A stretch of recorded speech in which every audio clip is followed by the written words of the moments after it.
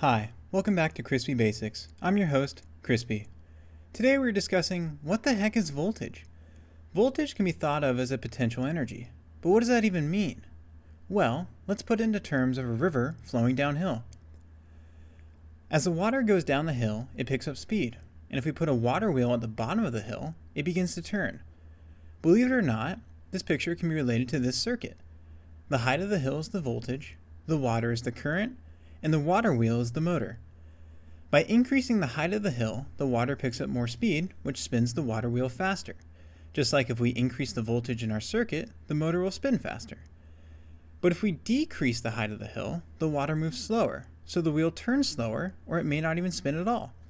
Just like when we decrease our voltage, our motor spins slower, or it may not even turn.